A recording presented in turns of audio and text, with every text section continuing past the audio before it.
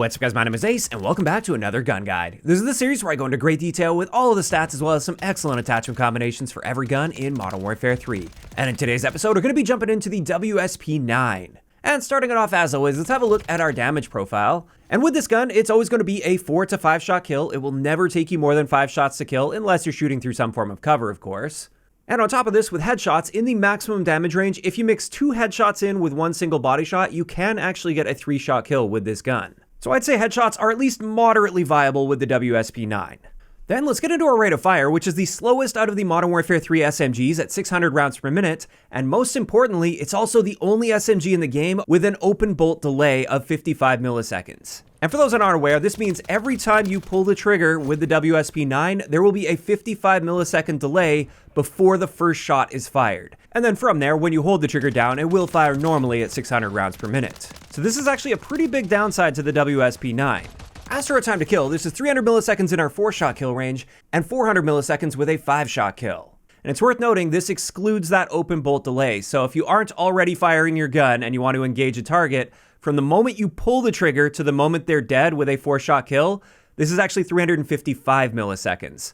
I know for some people they like including the open bolt delay in their time to kill values. I like keeping them separate while making sure that you are aware that there is an open bolt delay, just so it covers every situation, because there are also situations where you're already firing at one target, and you can snap over to the other one without letting off on the trigger, and therefore you can potentially still get a 300 millisecond time to kill. In either case, even without that open bolt delay, this is a pretty slow time to kill up close for an SMG, and that obviously gets even worse when you factor that open bolt delay in. But next up, let's get into our ranges, and the WSP-9 has a very respectable range for an SMG. It's not bad at all, and it also has quite a good bullet velocity for an SMG at 540 meters per second. Then when it comes to hardcore game modes, we actually get a 1-shot kill anywhere in the body at any range. Even in the foot at 100 meters, you will get a 1-shot kill with the WSP-9, unless of course you are shooting through some form of cover. Next, let's have a look at our hipfire, and our minimum hipfire spread is standard for SMGs. However, our maximum hipfire spread is the worst in the SMG category, at least for Modern Warfare 3 SMGs, at 6.2 degrees per second. And when you combine that with a slower fire rate, generally speaking, this isn't a very good gun at hip firing, unless of course you're like right up close and personal, and you essentially can't miss with your hip fire.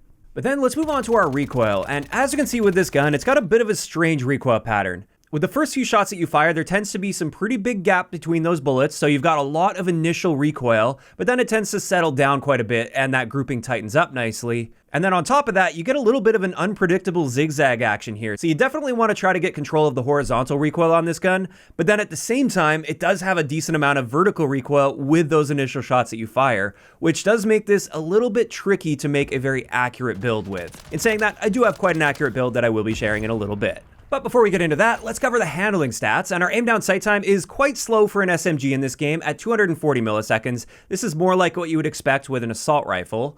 However, our sprint to fire time is very fast at just 88 milliseconds for our standard sprint out time. Then when it comes to our reload add time, unfortunately this is the slowest out of the Modern Warfare 3 SMGs at 1.84 seconds. Fortunately, with the slower fire rate, we're not burning through magazines way too quickly, but this slow reload time is something you should definitely be aware of with this gun. And then finally, for the base stats, let's have a look at our mobility stats, and across the board, this gun is just slightly below average for SMGs, and there's really just nothing out of the ordinary when it comes to these movement speeds. And there we go, that's going to wrap it up for the base stats of the WSP-9. However, we do have an aftermarket kit, and this is the Broodmother 45 kit, so it converts it to 45 ACP.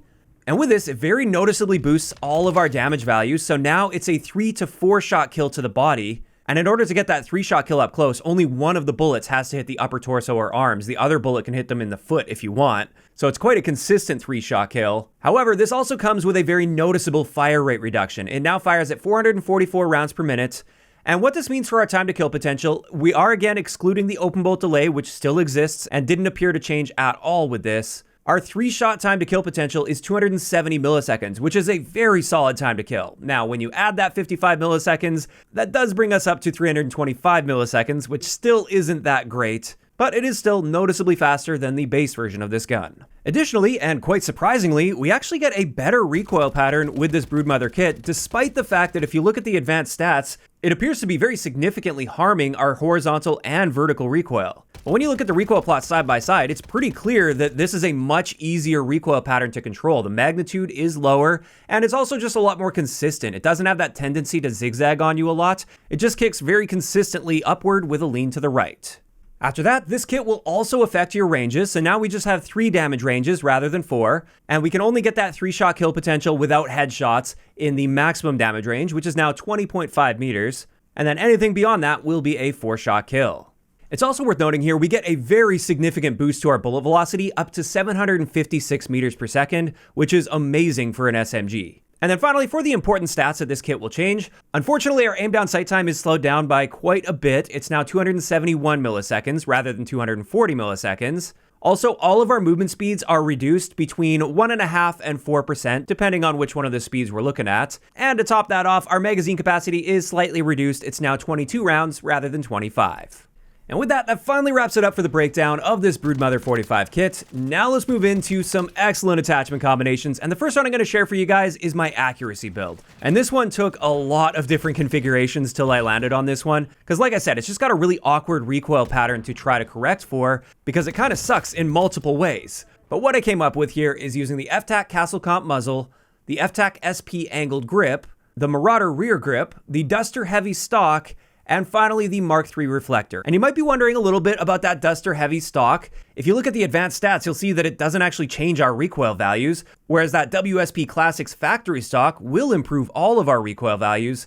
In saying that though, the thing that this Duster heavy stock gains is aiming idle sway and firing aim stability, which is a very important stat, especially with a gun like this. And through multiple tests and combinations of attachments, I actually found this Duster heavy stock was the better option for recoil with this particular combination. And with this setup, aside from recoil, most of the other stats are identical to the base version of this gun, aside from our aim down sight speed, which is increased by 40 milliseconds. So this is quite a slow aim down sight speed for an SMG, but this setup's designed to be treated much more like an assault rifle, and in that case, this is very reasonable. So there we go, that's my more accurate build with the WSP-9 if I want to hang back a little bit and try to pick people off. Next, let's have a look at my stealth build. And with this one, we're using the WSP Infiltrator barrel, which has an integrated suppressor on it, so it'll keep you off the radar. We're using the XRK Edge BW4 hand stop, the 32 round magazine, the Marauder rear grip, and once again, that Duster heavy stock. Now with this particular build, we've still got a reasonably accurate gun on our hands. This is definitely more accurate and easy to control than the base recoil. We also managed to get a very slightly better aim down sight speed at 238 milliseconds. Same thing with our sprint out time. It's very, very slightly faster than the base. Honestly, this isn't going to be noticeable, but at least we're not making this any worse, and this is already great by default. Unfortunately, we will be losing 10% to our damage ranges, but that's okay because this is designed for pushing aggressively and trying to flank your enemies while staying off the radar. And personally, this is my favorite method of running the WSP-9. But finally, I did want to make a setup with that Broodmother 45 ACP kit. And with this particular one, we're using the Hiss Short Light Barrel, and that's primarily to take care of that big aim down sight penalty that this kit brings. And then on top of that, we've just got the Mark III reflector, the Duster heavy stock, and then finally that Marauder rear grip. And with the combination of all of these, our aim down sight speed is effectively the same as the base at 239 milliseconds. Same thing with our sprint out time, pretty much the same as the base, but that's a good thing because that's very fast. Our time to kill potential, excluding that open bolt delay, is 270 milliseconds, which is very nicely improved. And honestly, this is a reasonably accurate gun after the first shot that you fire. There is a big jump after that first bullet, and there's really not much you can do about this. But that's okay, that's just something you have to compensate for, and just realize this isn't going to be the best at taking those really long-range engagements. You generally want to keep yourself close to mid-range. And with that, that's going to wrap it up today's gun guide on the WSP-9. As for my thoughts on this gun, it's okay. Like, I've definitely found some success with it. I have found enjoyment with it as well, but I just often find myself in situations where I get the jump on an enemy player and yet I still lose the gunfight simply due to the fact that when you combine the open bolt delay with the time to kill potential, it's just too slow and the other guns will simply beat you out even when you get the jump on them. So I don't hate this gun, but I also wouldn't consider it to be a very competitive gun. And generally speaking, I'm going to perform much better with many of the other guns in the game. Now, of course, these are just my thoughts on the WSP-9, and I'd love to hear what you guys think about this gun in those comments down below. Also, if you guys have missed any of the previous episodes of Gun Guides, I will leave a link to the playlist in the description of the video. If you enjoyed this one, a like rating is always appreciated, and don't forget to subscribe for more if you haven't already. I'll talk to you guys next time.